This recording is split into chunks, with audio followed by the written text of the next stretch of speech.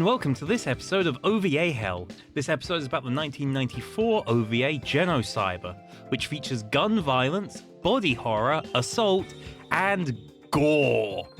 I can't stress the gore in this one enough. Viewer discretion is advised, and we hope you enjoy the show.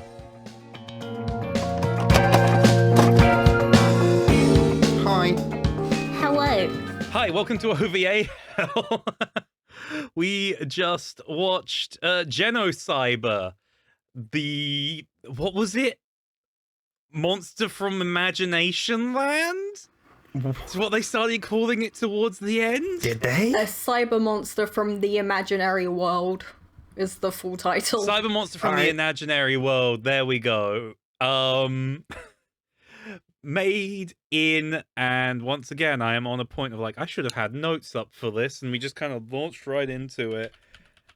Made in 1994, based on the 1991 manga that lasted 5 chapters. Yeah, Genocyber. What did we all think of Genocyber? I liked it a lot. I really liked it. I have mixed feelings on it. I did end up really liking it. I had a good bit of fun. I don't know if good is a word to describe it, but I definitely had a fun time. With the exception of like one scene, I thought it was thoroughly creative, maybe a bit too ambitious, but yeah, it was all good. I guess out of all of it, the one thing I could say is, unfortunately, in spite of its name, it does not feature Geno from the Mario RPG series, and towards the end, it didn't really feature much cyber either. Yeah. It's known for being incredibly gory, and it certainly was at the start, but it kind of dropped that towards the end. Like, it wasn't necessarily gory at all. Like, halfway through, it stopped being gory. It ran out of steam quite fast. Yeah, I will have thrown a content warning for gore and other things right at the start of this episode, but I guess to quickly reiterate, yeah, the first episode is like no joke. If you're into anime gore, then you've probably already seen Genocyber, but like if you're into it and you've not seen it, then I can recommend the first episode for that. After that, it kind of, yeah. Like episode 3 had some, but it wasn't as gory, and then 4 and 5 just kind of went off in their own direction entirely. Like, it felt like a different show. Episode 3 does have some gore in it, but not nearly as much as 1 and 2. Well, no, more so episode 1. Episode 2 didn't have much. Episode 2 didn't have any gore, yeah. There was the kids that were killed. There was the kids right at the beginning. Oh, I forgot. I forgot this anime murders some children. Yeah, on screen, which I wasn't expecting. Multiple. Some. At least 4. Yeah. It does a lot worse to children in the first episode. Oh boy. Yeah. Oh god, there is so much. But like, basic premise. It is the story of 2 twins called it was Eileen, or was it Eileen or Elaine? Elaine. Elaine and her twin. Come on, Elaine. No. And her twin sister Diana. Diana. God, we just watched this. I can't believe I'm forgetting their names. The problem is that there was so vastly different storylines in the first and last episodes that the first few episodes seem like a completely different episode, like something we watched 2 weeks ago instead of what we actually watched 2 weeks ago.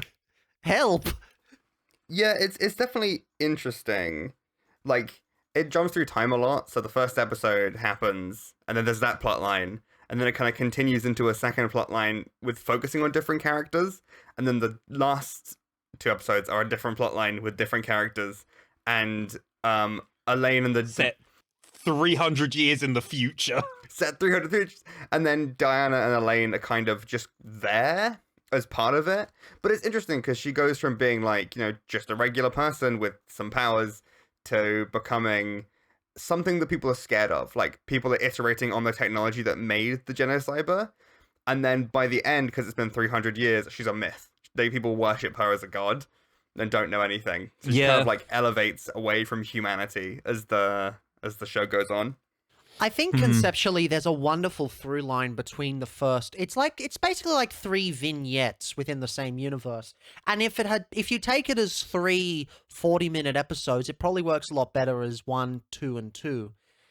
But yeah, 1, 2, and conceptually it goes 3. through no, as in like 1 episode, 2 episodes, and 2 episodes. Oh, right. Yeah. I'm stupid.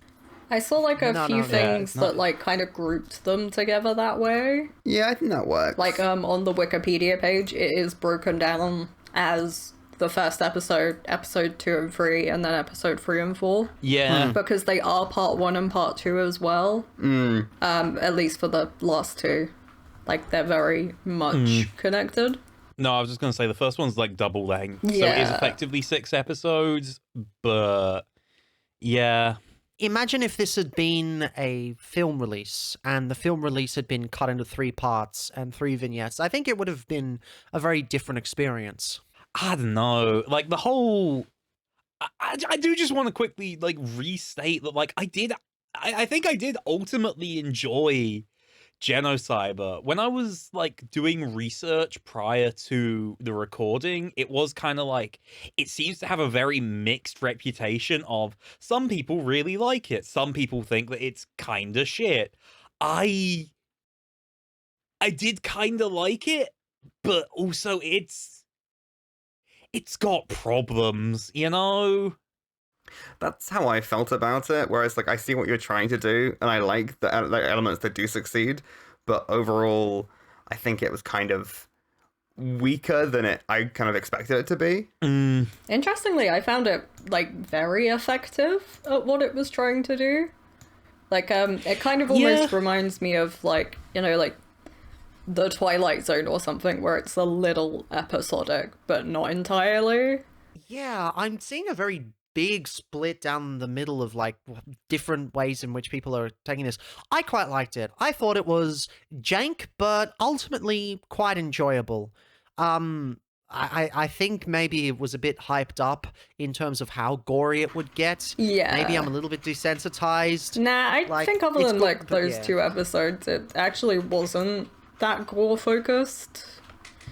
I mean, you know, 2 out of 5 were.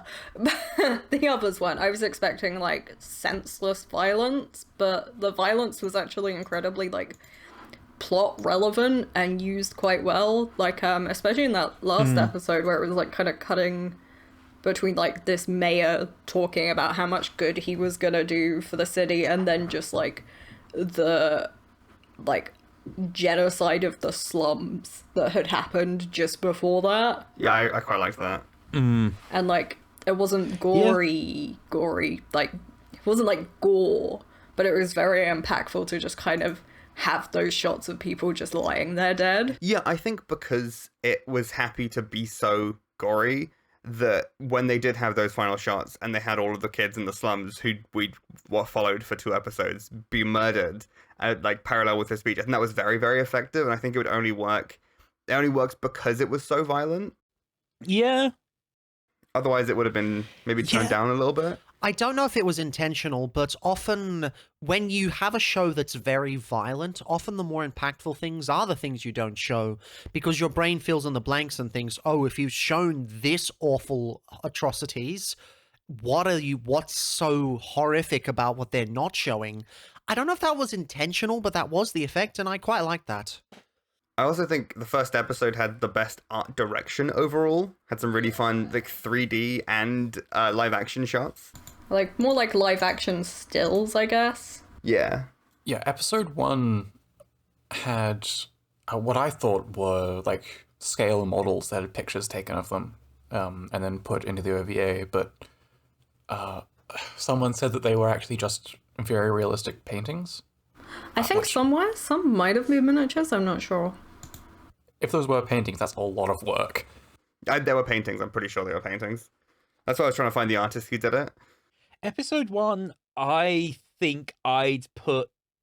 If you're going to watch Genocyber, you're probably only going to watch episode 1 if we're being real, because it's the bit that everyone, like, would seek out Genocyber for, because that's where there's all of the gore, basically. Yeah, there's some gore in episode 3, but episode 1 is, like, where it is, and that's why you probably seek this out. And episode 1, I'd say, was my favorite because it had the cool mixed medium art stuff going on that they were doing. Like, some of it was a bit funny, like the bug, but also it did it in like a really fun and interesting and effective way of combining like live action footage and stills and CGI, as has been mentioned, in a way that I kind of wish had kept up for the rest of the show, because it's just not there as of episode 2. It does feel like there was a bit of a gap between that. Though it's interesting you say that, because my favorite was kind of the last 2 episodes with the story, I guess I'm a sucker for that kind of classist dystopian fiction, though I guess it still doesn't really fit. And I guess if I really wanted that story, I could just play Xenogears, which does the whole concept better and more, what's the word I'm looking for? More well-rounded. Shout out to Xenogears. Go play Xenogears. I think the first episode had the best direction for me, but the last 2 had the best story. I think the middle 2 episodes were the weakest. Yeah, I still liked the whole trilogy of arcs, I guess. Acts, Stories. Stories. Yeah. I do think episode 3, yes, 3 is on the other gore in it. Yeah. I do quite like that a lot. It reminded me a lot of Virus, and even before that, I liked I liked the look of the like techno-organic thing taking over the whole ship, and assimilating people for parts. I thought that was really cool. The ship arc is pretty fun. I guess the only reason I'm kind of down on the last 2 episodes is because they're so disconnected from the rest. I think that on a technical level, they've got the best story. I can agree with that. But they're just, again, it's 300 years in the future. It's basically an entirely different setting. The entire time I was watching those 2 episodes, it was kind of like, yeah, this is cool. I like what you're doing here. I think the world's interesting and all of that. But I've just watched 3 episodes of Genocyber, and all of a sudden we're somewhere else doing something else. And I know it's still technically Genocyber, but it's like it's not the same, if that makes sense. Yeah, is this kind of what people thought of Arcane Season 2 when they realized by the end of Season 2 it had completely changed and everyone's motives have changed and things like that? Is that how people felt about that? Because I feel like both of these series have kind of had the same, it's different, but I still like it. I don't think necessarily. I think the issue with Arcane, I haven't seen it, so this is just hearsay basically, but is that the writing was significally worse. We just saw season 1. Season 2. Oh, you said I haven't seen Arcane. Oh, I've seen Arcane season 1, not season 2.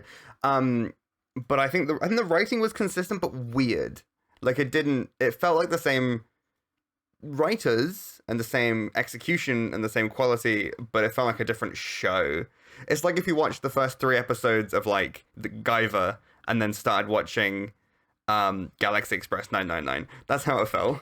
Yeah, part of the issue with like viewing it as an anthology is that even though episode 2 and 3, the second arc, is like episodic as compared to episode 1, there's still like a solid through line of like, this is a follow on from the events of episode 1. Episode 2 and 3 happened because episode 1 happened.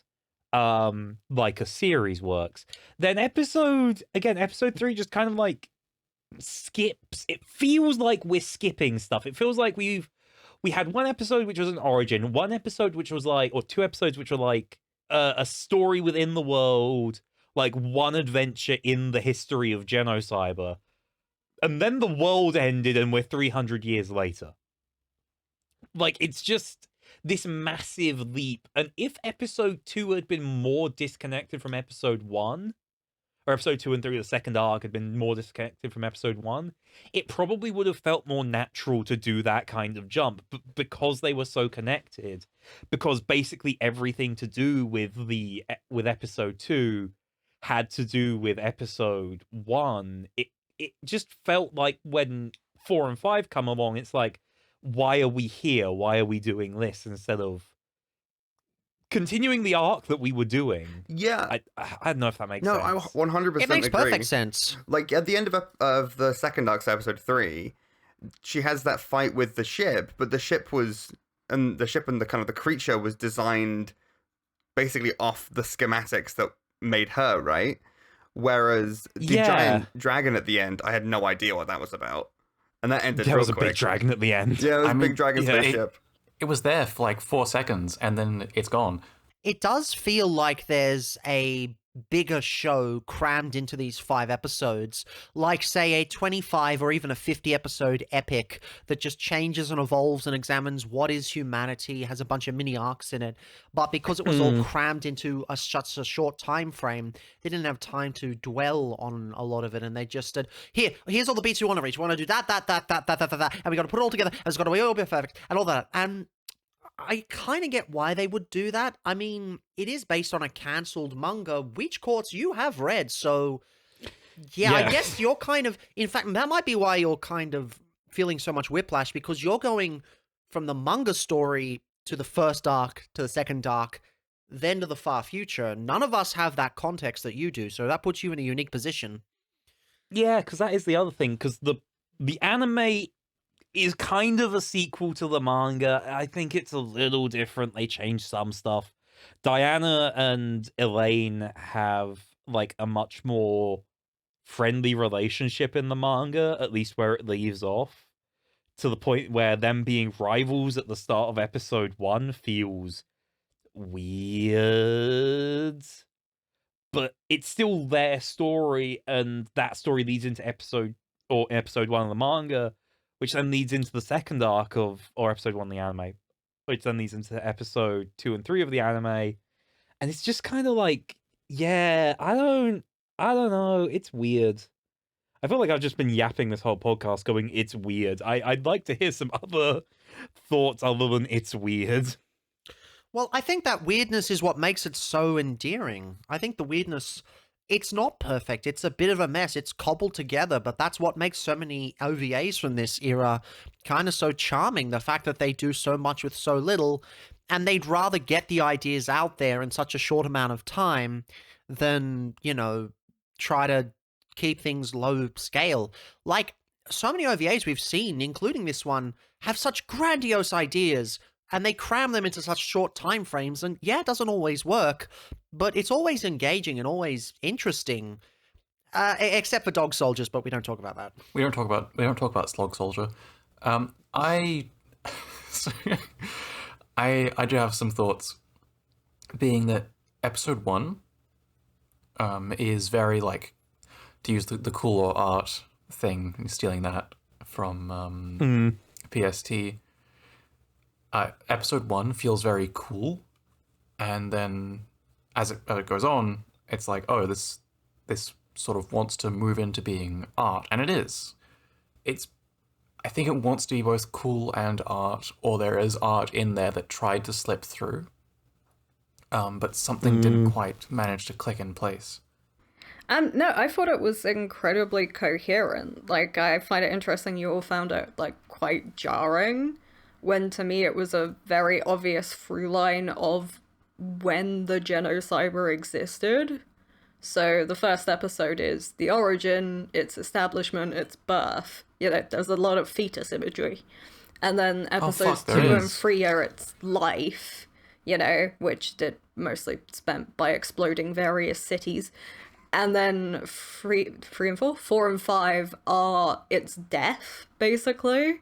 Like, what happens in the aftermath of its life. And then, you know, because it's vaguely alluded to with all of the Christianity, the Genocyber comes back. And then so you kind of almost have episode 5 as being, like, the final sort of rebirth and reintroduction of the Genocyber to the world. And it, again, then uses its powers to explode several cities in a giant space dragon. Could you say that parallels the Earth as well? Like, because the Earth kind of gets to this point where it's destroyed in its life, and it ends, and then at the end, Genocyber is kind of helping it be reborn by killing the mayor. Yeah, so there's definitely kind of that. I mean, you know, she killed like billions of people, but some of them were asking A for lot it. of people died. Like 3 or 4 of them were lot of totally people asking died. for it.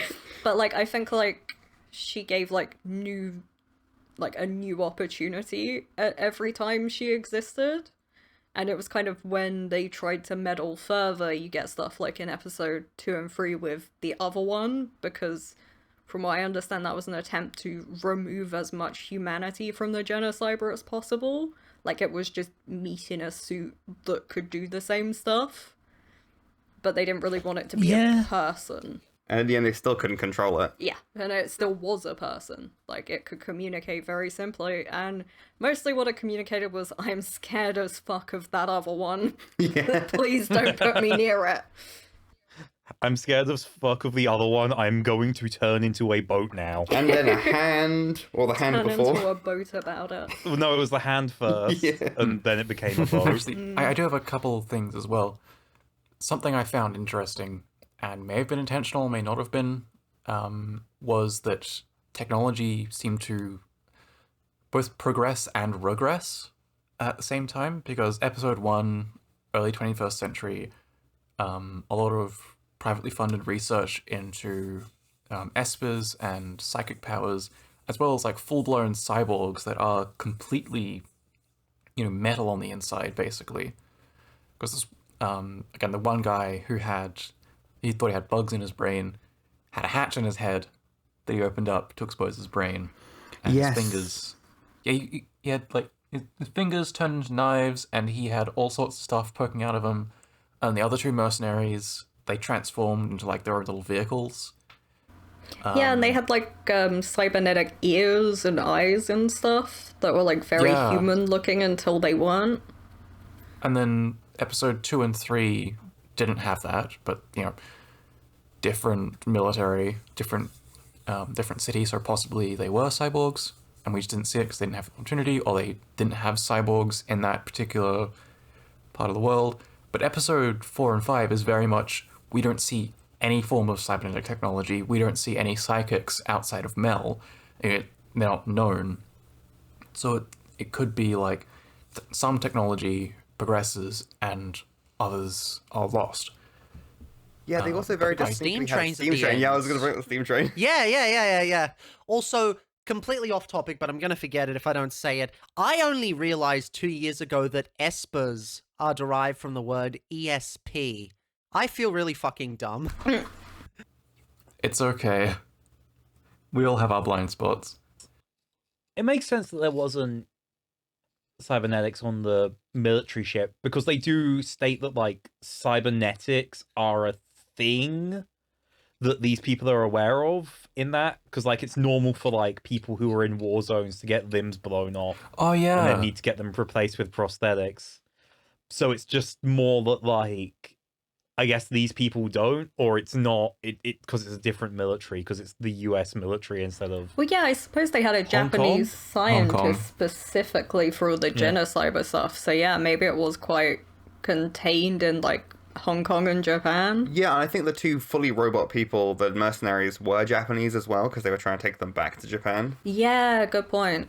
yeah. So Japan has cyborgs. Rest of the world gets Flashballs. gunned down by various aeroplanes. Yeah. But something else I wanted to talk about with the someone brought this up with Hinduism, mythology, and religious. The mandala, yes. Yes. I took a look at that earlier. A mandala and I believe I think a Kiwi was the one that mentioned it was specifically transient and supposed to be destroyed afterwards. Yeah. A mandala is a specific pattern that is, and I'm probably butchering this, I'm very oversimplifying. I am sorry for any Buddhists in the audience, but it's essentially a meditative circle pattern that you use to kind of draw energy within the self and then be destroyed afterwards.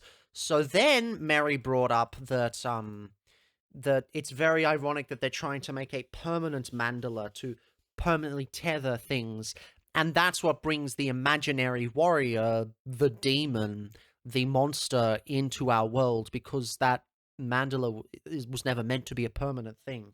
Yeah, but pretty. Cultural appropriation. Like a lot of mandalas are like made of sand. Like the idea is like the smallest thing can like brush it away. Personally, the reason I was thinking about it is I find it really funny when people get mandala tattoos because it's like so antithetical to the concept. But yeah, as far as I know, it's like used to like channel mindfulness and like it's spiritual power in a very more abstract way. It was the same for the like, oh god, what was it called? It's so hard not to just say vagina. Yeah, the Just powers. say vagina. What were they actually called? Oh, fuck the vagina. Yeah, the vagina, the my birth God. scene, the Vanjura? POV birth scene. OVA Hell, the only podcast where we can go from serious philosophical religious discussions to fucking vagina shots. Yeah, no, there's a shot of one of either Elaine. I think it's Elaine's POV of being born Yeah. functionally. Yeah. Because she had I think it's arms. Diana's. But she had I think arms, it's though. Diana's I because thought Diana was already out.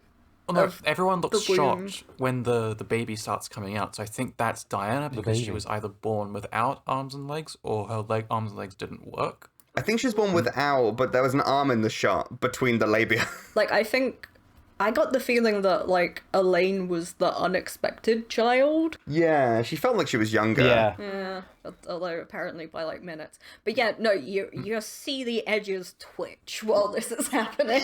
I didn't see the twitching. I was just like, did oh, you? that is Did just you? a whole ass.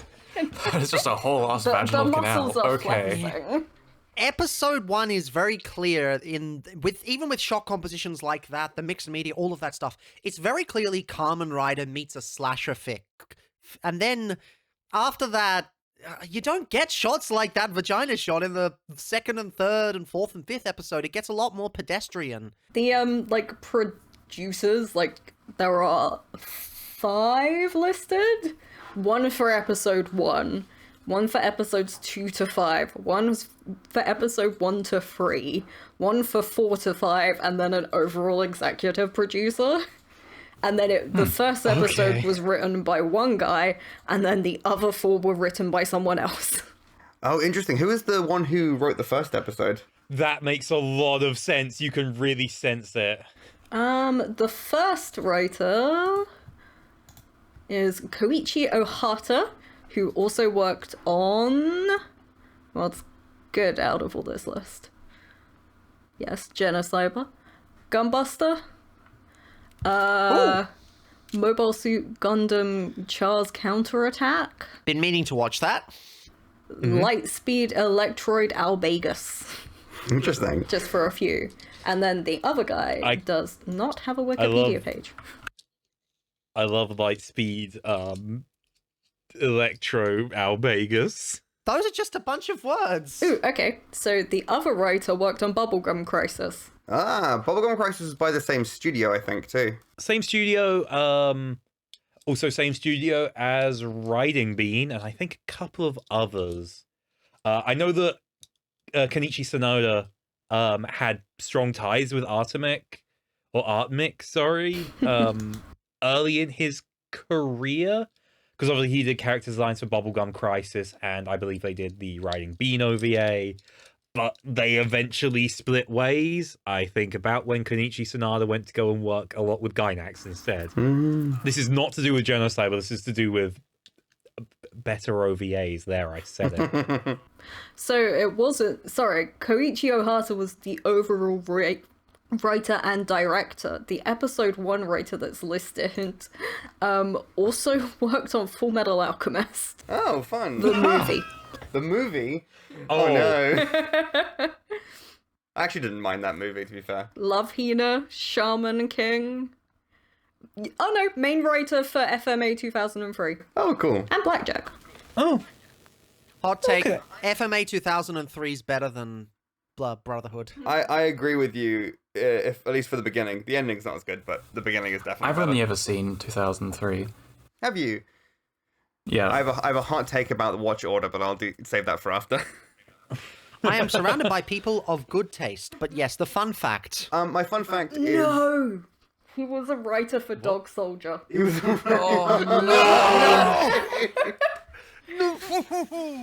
How? No. I said we don't need to bring that up. I said we don't need to bring that up. How could you? Yeah! No, Gunsmith Cats. Please let there be a connection to I'm trying, Gunsmith I'm Cats. Or trying. Sailor Yeah. Moon. Is there a Sailor Moon connection? Oh, I've got. Okay, this my fun fact's a decent connection. So the one of the what did she work on? She did in between and background art for this. Is an American woman called Jan Scott Fraser, and she's a trans woman, and she worked on Legends of the Galactic Heroes as an in-between animator. Based. There you go. There's the connection. Oh my god, the writer Hey. went on to do a Love Hina light novel, which has the subtitle of Mixed Bathing Not Allowed Mystery Guests at Hinata Hotel. Ironically, that's not as bad as what was happening in the first episode. Kamen Rider Blade Oh, Dusk. yeah, no, we had... Wait, what? It's a short story. Oh, yeah, that's probably one of the alt endings to Blade. There's a lot with Blade. There's only ever gonna be one Blade. Some motherfucker's always trying to ice skate uphill. There was a full-on penis shot in this OVA. Was there? Yeah, there was. Yeah? When they like yank down his trousers, you do see it. Oh, I didn't see that. It's for like Yeah. 3 frames. It's not much. The kid that Elaine is with at the start, who she accidentally kills, he gets... She accidentally kills a lot of people. Etor bleh. Yeah. She's just a little guy. She's just a little guy. Just a little guy. It's a birthday. She's just a little birthday guy. It's definitely interesting that like the core thing between the two siblings is that Diana had a weak body and Elaine had a weak mind. Yeah. Like she had like a very like not even childish, she was like fucking feral. Like She was didn't... called animalistic. Yeah, she was like climbing up walls and shit. And then Yeah, like climbing up- it seems like for Diana that got fixed though by their adoptive father / experimenter ripping off her limbs and Abuser. replacing them with metal. Kenneth. Yep. Kenneth. Was that Kenneth? That was Kenneth. Was that not Kenneth? He didn't just replace her limbs with metal, he replaced basically her whole body, and there's a scene where he grabs one of her organs and squeezes. Yeah. Yeah, well, I think it was her intestines, yeah. Yeah. But I think, no, I'm pretty sure she was born without limbs.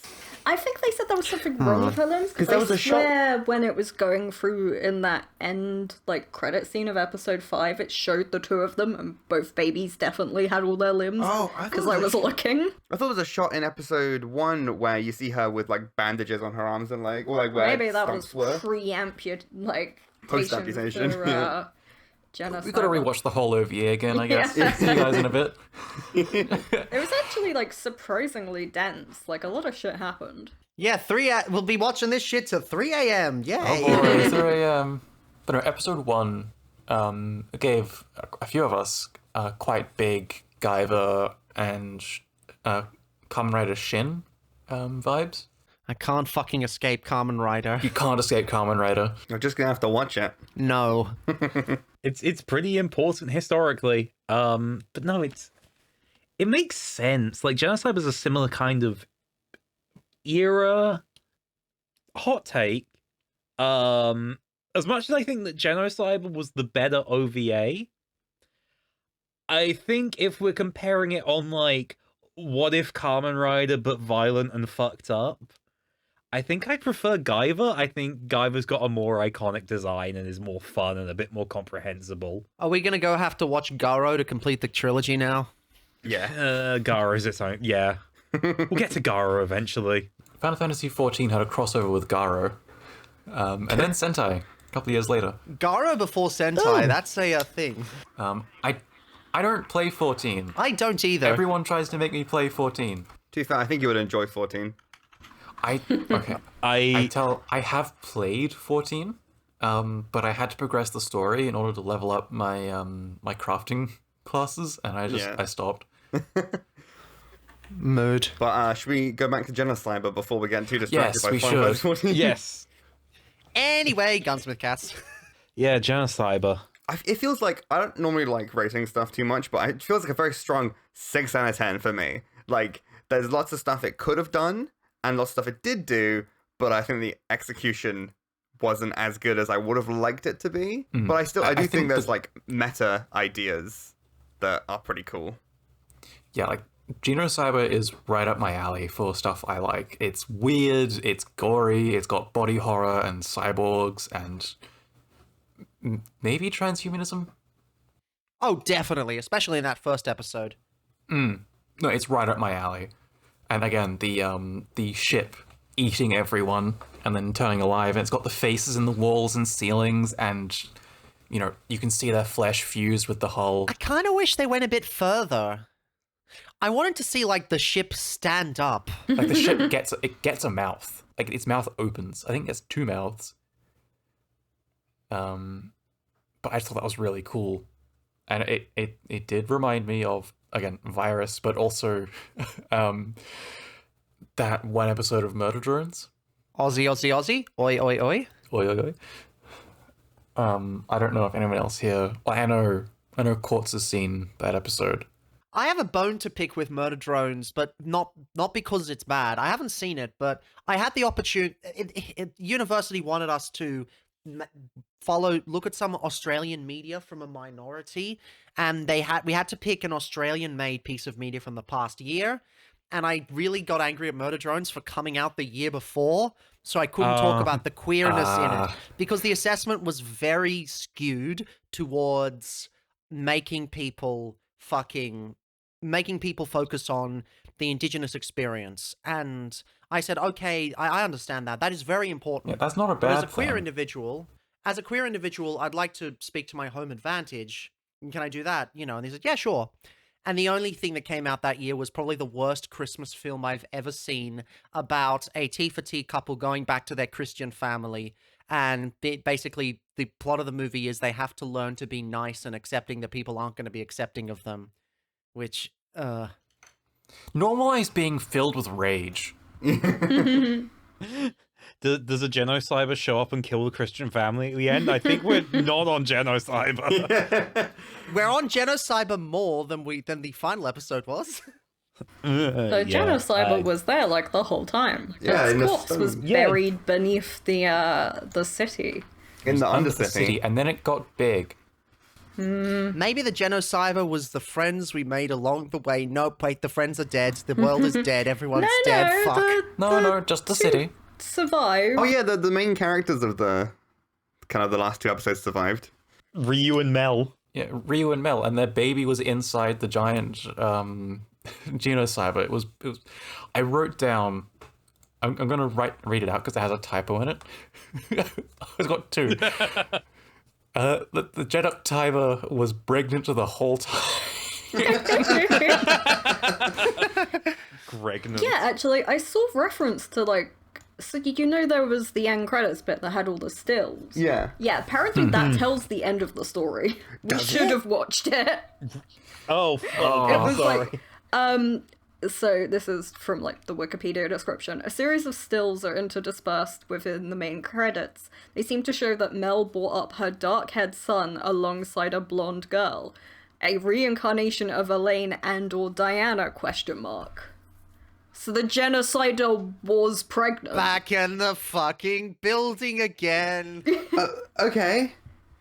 There were 2 Okay. babies. The baby. I guess they were twins again, right? Yeah. Yeah, but then why did... Okay, what happened at the end? Hang on, before we do Genocyber flight... Before we do that, do we Sure. talk about the with Diana being born weak and not absorbed in the womb thing? Yeah. Do we bring up the cursed twins? to the twins. Can't keep coming back to Vampire Night. No. You see, the No, problem was they please weren't no. hunting vampires. Elaine ate Diana's limbs. She only did half the job. She Not got how pushed out twins before work. she could finish it. That's what she was reaching for in that shot. She She was like, the job. tasty limbs. Yummy limbs. Crawling out of her mum, be like, I'm not fucking finished. Maybe that's why she keeps reincarnating. Maybe it's not reincarnation. Maybe it's just the fact that the family tree is actually surprisingly a straight line. The telephone pole. I love Unsay the that line line. so much. Which line? This show made me racist? I'm back in the We fucking said building again. yummy limbs. Say the line. And y'all call me crazy. Y'all call me crazy for talking about an anecdote. Oh, the anecdote's fine. I'm not. So, right. I'm not bringing that in joke onto the fucking podcast. I get harassed about it enough. I think we should bring in the rotating Elaine. Elaine? Yeah. All right. Oh, no. The end credits of episode 1 are Elaine just rotating. Like a static 1 and image. 2. Yeah. 1 and 2. 1 and 2. Was it 2? Was it 2 as well? Yeah, I think so. I could be misremembering. I don't remember it being 1. I could be misremembering because it is 11:10 at night, but I'm pretty sure. Actually, it's 11:11. The end credit Imagine. theme is pretty good. I liked the music. Yeah. Well, the music was really nice. It was kind of out of place, and it was funny when it first came on, because it was not tonally where the episode ended, but it was a good song. I actually quite liked the soundtrack. I thought it got a little bit mellower as it went along, but especially towards the beginning, it was done quite well. I quite like the depiction of like kind of a semi-futuristic Hong Kong, and then in like, I don't know, maybe it's just because it's me, but like the military kind of aircraft carrier, I'm not super interested in visually. So I really liked the kind of beginning and end settings, but the aircraft carrier, I was like, eh. I looked at it and I was like, man, I want to make that in Minecraft Create.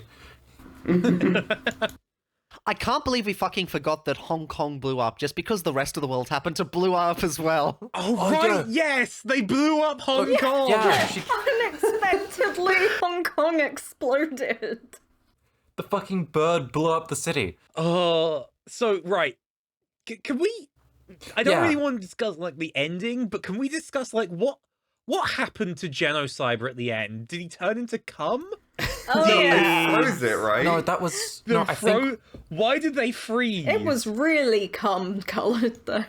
Also, how is that a power that Genocyber has? The ability to freeze? I guess it had the power of Apparently. fire, Yeah. and that's the opposite of fire. So, like, if you can control flames, you can control not flames. Yeah, exactly.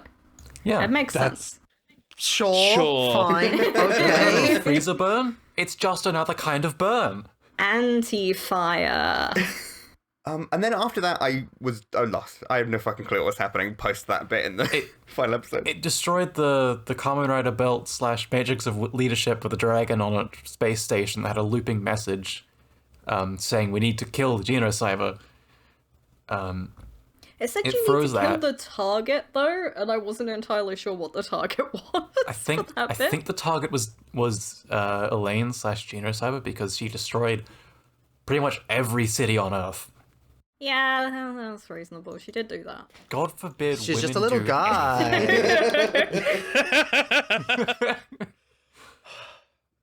But no, she destroyed that. Got big.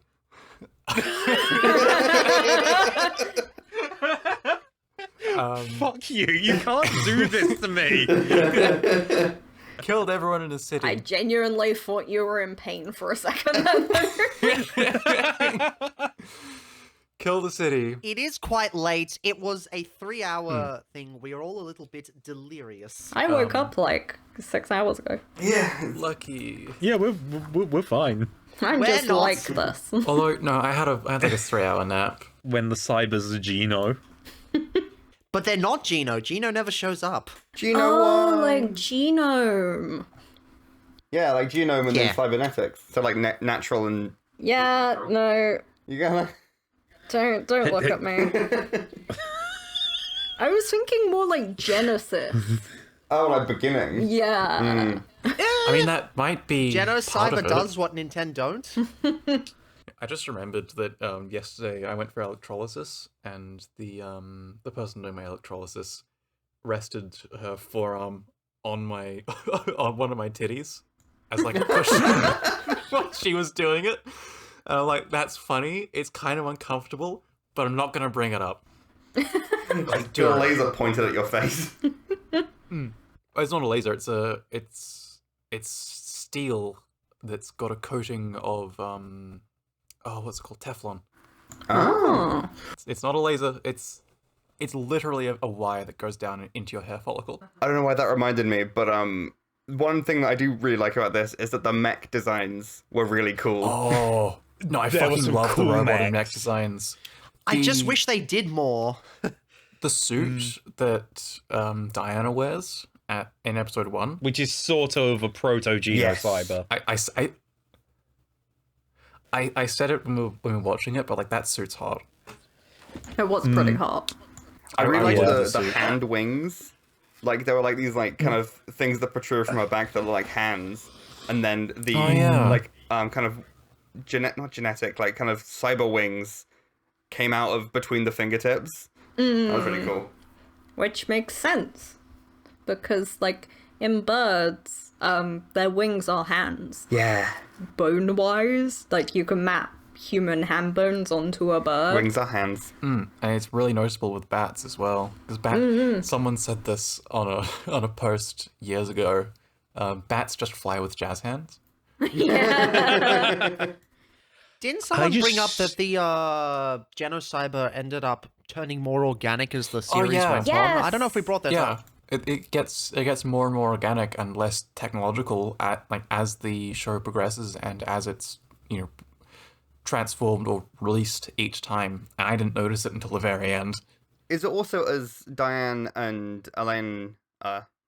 Elena? Oh, I can't remember her name. Diana and Diana Elena. and Elena. Not Diane and Elena. Diana like, they- and Elaine. Delaney. as they merge together, Delaney. as Delaney becomes more of a thing. Yeah, like, I definitely think it was kind of like they were becoming what the Genocyber was supposed to be, which was a coherent whole. So it really was the curse of the twins. Yeah, it really was. I realised, as we've been saying it this whole time, I don't think they ever state outright that it's called the Genocyber. We've just kind of decided that's what it is. Did they not? No, I think it was called the Mandala. Was the name Yeah, of no, the... they did call it the Mandala because it was supposed to keep them in control. The only reason I'm saying that it's called Genocyber is because the little manga weirdness.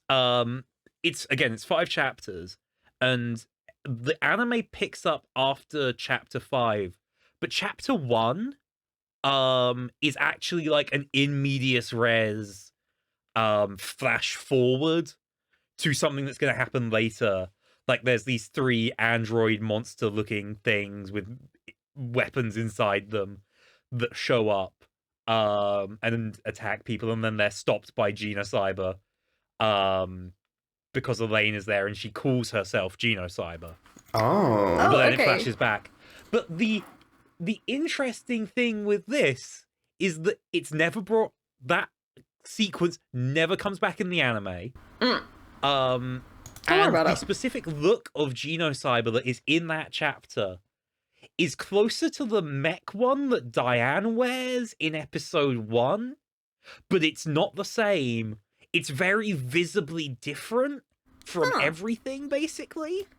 So it's just kind of like a weird one-off chapter with a completely different version of the design. If you look up Genocyber online and you see like a red-looking mech thing, that's what Genocyber looks like in the first chapter of the manga, but never again.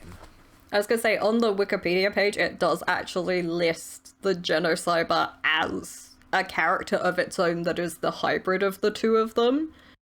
Oh, that thing! I just googled it. Okay. So what we're saying is, it needs another, like, 5 episodes to really flesh the thing out. Maybe one could say, like, 6 more episodes. Exactly how Genocyber was created from the bodies and souls of the two sisters remains a mystery, but it is somehow connected to the Viraja. Which is the powers they have, right? Yeah.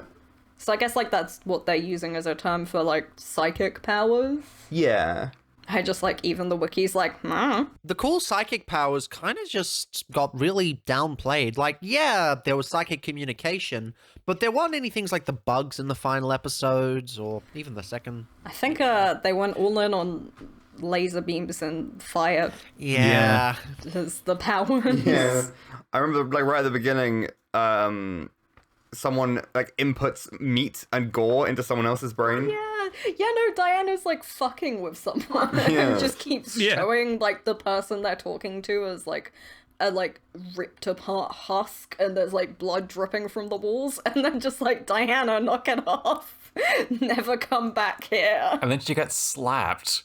They never explained why that one guy was torn apart and had his chest torn apart and experimented on. They never explained it. They were which just guy? like Yeah. fucking around. You Yeah. know, where he's on the metal bed and they've like peeled him. Yeah, I think that Oh, was yeah. just that was a detective, wasn't it? that was Because he a was looking into hallucination. the missing children. I think that was real, no? I don't know. Yeah, it was real, but I just was reminded of it. Because he doesn't turn back up again. Yeah.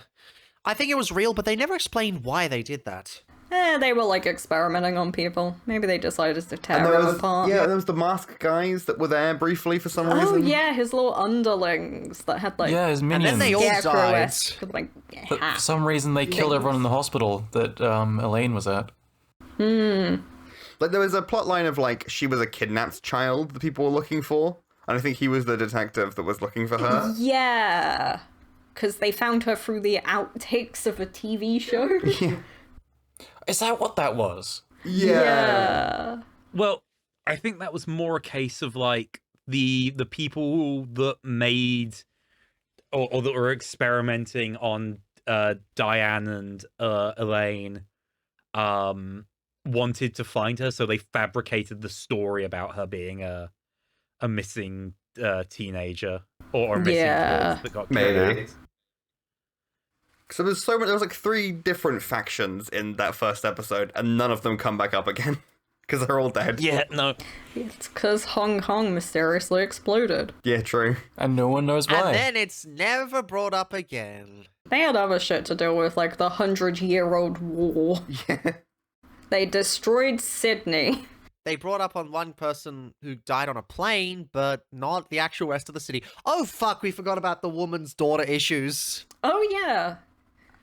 Because the daughter wasn't the photographer. They were just showing that. Yeah, that was just there. Yeah, there's just a weird guy taking... He may have been the guy who was taking pictures of Hong Kong. That was one of their staff members on the plane. Rip that guy. I just remembered, I think it was in episode 2, maybe 3. There was a bit where there was like this kid who was sat at, like the board of the Kairyu company, who I guess are kind of like the Oh, main yeah. villains. That kid never came back. Who was that? Sometimes there's people so are much. just there. There's a lot. This is 5 episodes, effectively 6.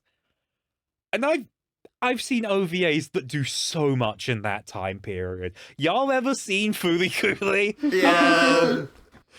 And like this by comparison is like, what? I feel like there's just so much missing. And it's not even like a scope thing, because I think that what they wanted to do could probably be done in the 6 episodes they had. They just didn't. Oh, you saying 6 because the first episode was twice as long? Because the first episode is double, yeah, no. Yeah. Double. 5 episodes. But like, 5 episodes, effectively 6. It's about 6 episodes worth of animation if you were to split episode 1 in half, which most series would do. It's got the equivalent of... This is the equivalent of a Fooly Cooly, and by comparison, so much happens in Fooly Cooly. And like nothing happens in this, and yet they also want everything to happen in this. No, a lot happens in this. You know what? I think it's because they have every arc has so many extraneous plot lines that maybe didn't need to be there. Like with the detective and like the bully kids in the first one, and the woman and her daughter and her going crazy in the second one, and then like all the extra stuff in the third one. Maybe if they kind of streamlined it a bit more, it did help expand the world overall, but it could have been streamlined to kind of give a more coherent plot. And if you cut down on those plot lines, maybe you could have put a bit more gore into the later episodes. And again, frankly, that's kind of why we're here. Like, I don't want to sound insane, but Genocyber is kind of a gore fest anime in its selling, and I wanted more of that, and I was disappointed that there was less. Yeah, it was definitely interesting. I came for the gore. I stayed for everything else. Yeah, that it's like so emphasized as being about gore, and then it just kind of wasn't. But I guess, didn't one of you hypothesize that they got one done and then they had a bunch of money for the rest and they kind of had to come up with the ideas after that? Yeah, but Because they that all... would make sense. But they released like so close together. Like Yeah. all of it came out Possibly. between May 24th and July 21st of 1994.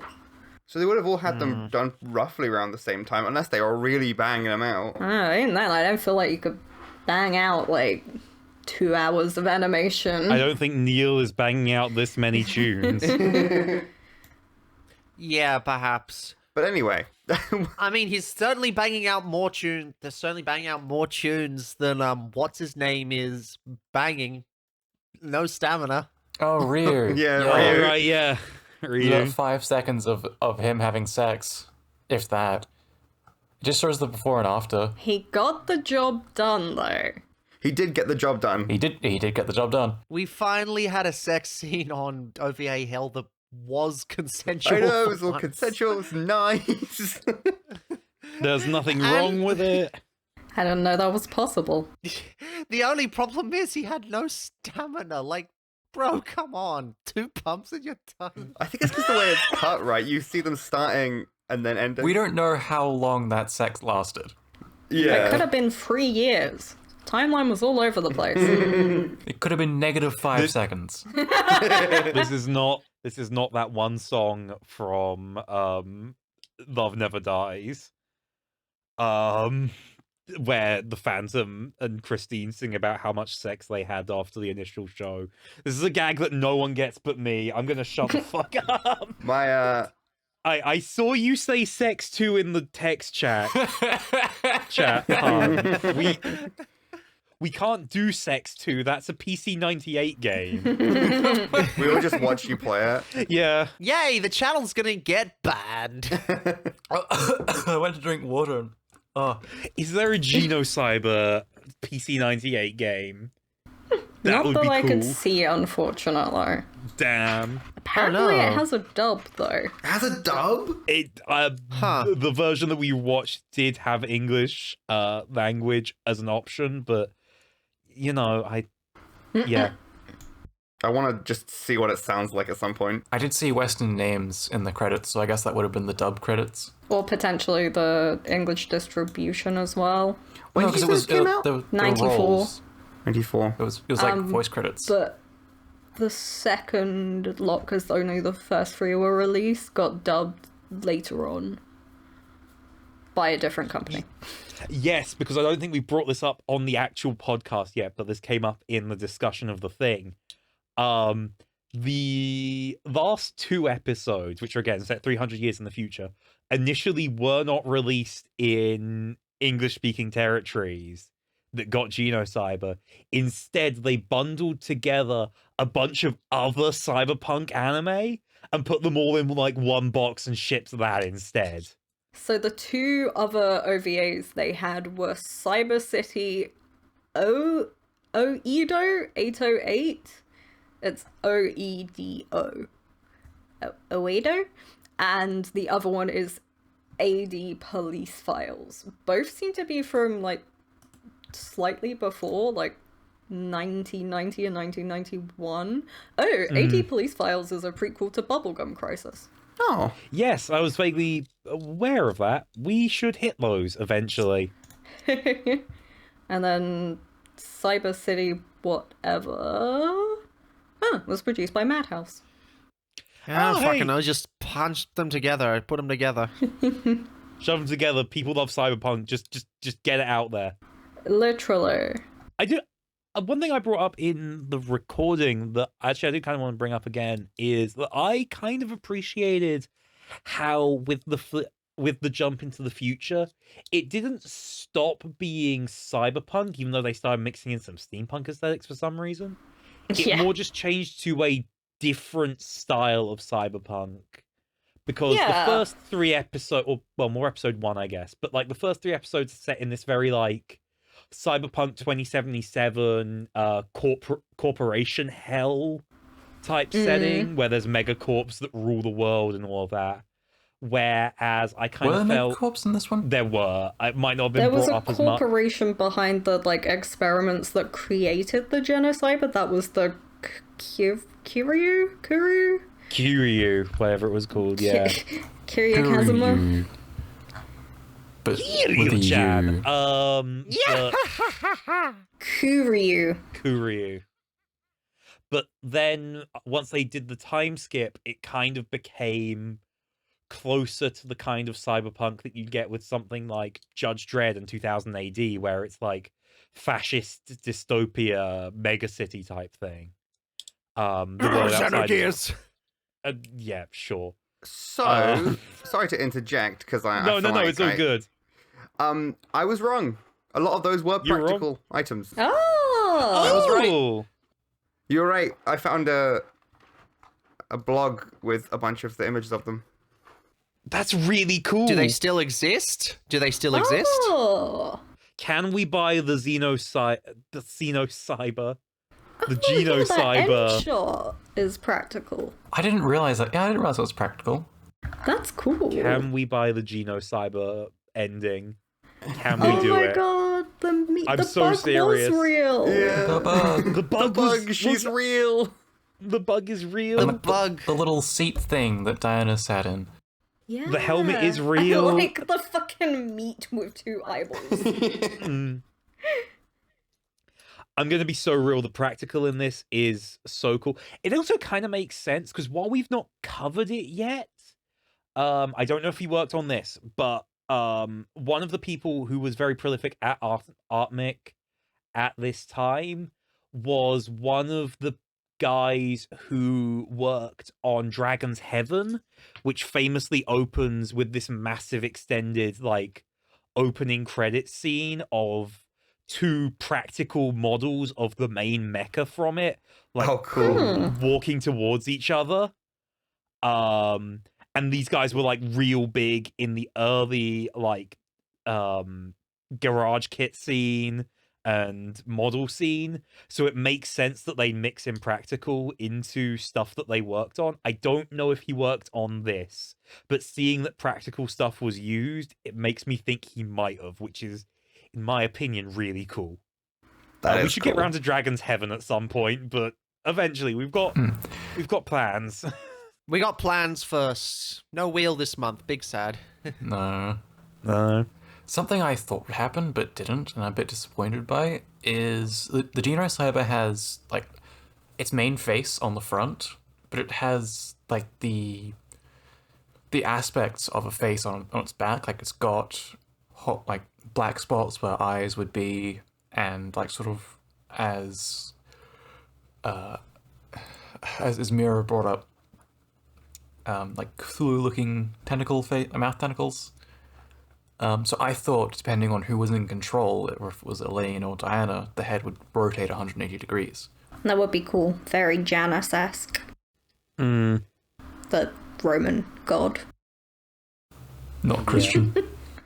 Not Christian. Very little Christian imagery in this, which is Oh, weird. the baby was practical. The baby. The baby. Except for all the crucifixes and the church. I'm a And church. the boat and the other church. And It just Oh, wasn't right, in yeah. the Genocyber itself, I guess. yeah, Although and the it Genocyber was being God. called God.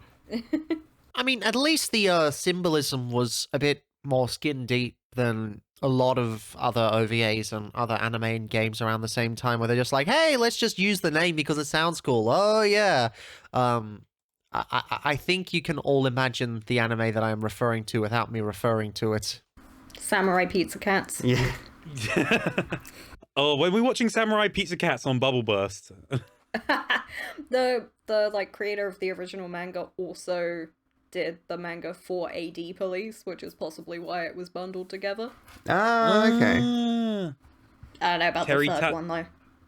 Terry Tony Takazaki. Takazaki. Tony Takazaki. I love how Yeah. his name is Tony. Like, you know. It's like, Tony did your Talaroni? parents name you It's that? Tony Soprano. Hey, Gabagool. I can't do it. I'm sorry. I'm too British.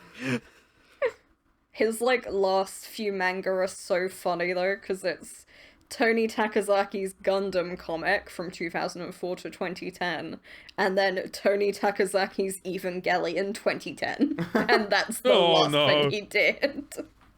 Wait, he also wrote a version of Evangelion? Like, yeah, seemingly. Yeah, but who hasn't? He also has a website. Oh my which I god, shall can post. we contact him? Probably not. Hello, this is the homepage of manga artist Tony Takazaki. A website blocked due to Trojan. Okay. Tony! Tony, no! This episode not brought to you by Mulvad VPN, protecting your privacy and Trojan so you can contact a lot of old manga artists unsolicited. Oh my god, Tony's website. Tony's website is something. I kind of love it. It's great. So, shall we ask the question, what did we think of this anime? I liked it a lot. How did you I like really this? liked it. I've got some new material for myself. It's going in Han. June's personal folder. I don't know if I will watch it again, but I quite enjoyed it. I appreciate the artistic aspects. I think there are many things individually that were really cool, but as a cohesive whole, I don't think it kind of is as good as I thought it was going to be, based on all of the gore images and stuff. But the gore was very creative, so Yeah. praise. I liked it in general. I think that it's a good example of what I love about this show and the stuff that we're able to hit. Because sometimes you'll just find something that's maybe not perfect, but that's like interesting or unique or something that could only exist in like the 80s or 90s in Japan, which is exactly what this is, for better and for worse. So I appreciated it. I thought it was fun. There we go. They could That's try all. to remake it these days, but it would probably be very sanitized. 100% it would be. It'd be 3D and sad. It would be 3D. And it would end before it even left Hong Kong. Yeah.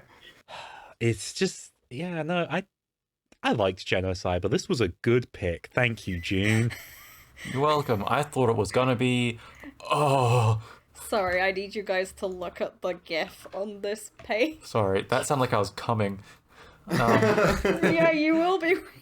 Look at this GIF. Oh my god, the What is this? I need to... It's not loading for me. Oh my god, how do I get this in the video? How do I... What the? It's still going. Why does It's it move still like going. that? What the fuck? Gasoda, what the fuck is God, it's that? not... my pretty fucking good. antivirus is not letting me in. What is this? Oh my... Someone stream it. Hold on, can I save it?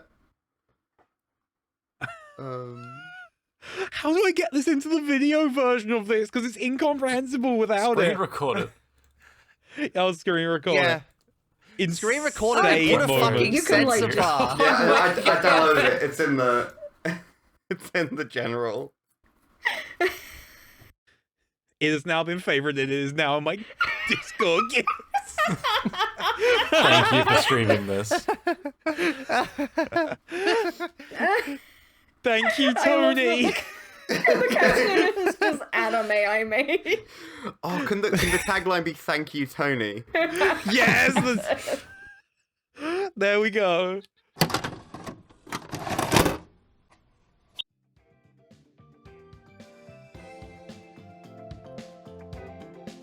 Thank you, Tony, and thank you for listening to this episode of OVA Hell. This show is only made possible by the support of listeners, so please like, subscribe, comment, whatever to boost the show. It's more helpful than you would believe. Shout out to our co-hosts, DrLockdown and MerriKiwi. You can find all of their links in the description of this podcast. Once again, thanks for listening, and we look forward to seeing you next time.